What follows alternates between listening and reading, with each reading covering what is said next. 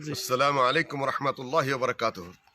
আলহামদুলিল্লাহ ওয়াসসালাতু ওয়াসসালামু আলা রাসূলিল্লাহ, আম্মা বা'দ। আমরা এখন অবস্থান করছি জামালপুর জেলার মেলান্দ থানার অন্তর্গত পাথালিয়া গ্রামে দারুস সুন্নাহ, এটা মারকাজুস সুন্নাহ। আজকের এই শীতের সকালে এখানে আমার উপস্থিতি, মাশাআল্লাহ। এরিয়াটা আহলে হাদিস এরিয়া এবং সালাফি মানহাজের। এখানে আমাদের ছোট ভাই শাইখ ইসমাইল একটি দ্বীনি প্রতিষ্ঠান করার চেষ্টা করছে। এখানে হাফেজি এবং নুরানি চলছে এবং এখানে কিতাব এবং দাওরা চালাবেন উনি, এবং এখানে মেয়েদের জন্য একটা বিশেষ প্রতিষ্ঠানের ব্যবস্থা করছে। অনেক কষ্ট করে নিজে সামান্য 2-3 কাঠা জায়গা কিনতে পেরেছে। মাদ্রাসাটা পরিচালনা তার জন্য খুব কঠিন হয়ে পড়েছে, কিন্তু যতটুকু দেখতে পাচ্ছি বেশ কিছু ছেলে মেয়ে রয়েছে। ছুটিতে থাকার কারণে সবার সাথে আমার দেখা হলো না।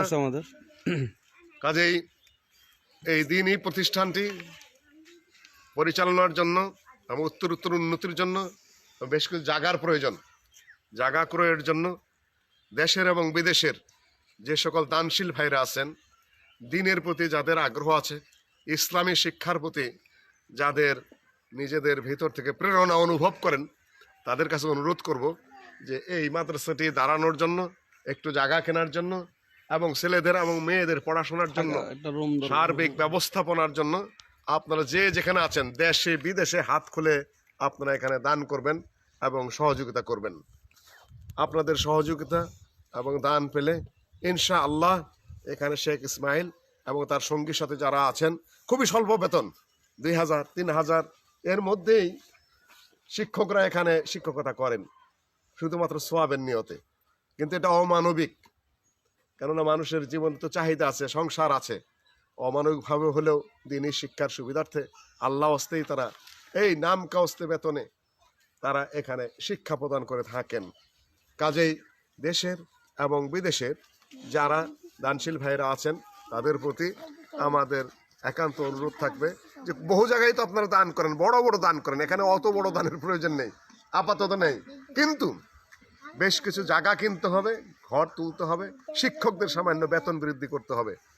আপনাদের ধারাবাহিক সহযোগিতা এবং দোয়া এখানকার এই দ্বীনি প্রতিষ্ঠানটি উত্তর এগিয়ে চলবে আল্লাহ। এবং স্থানীয় লোকদেরকেও বলবো আপনারা এই দ্বীনি প্রতিষ্ঠানটির জন্য সহযোগিতা করুন। সামনে কিছু জমি আছে, যারা পারেন তারা একটু দান খয়রাত করুন জমি। এতটুকু বলেই সকলের প্রতি ইতিম আছে। আমরা হাদিস জানি, আনা ওয়া কাফিল ইতিম কাহাতাইনি ফিল জান্নাহ।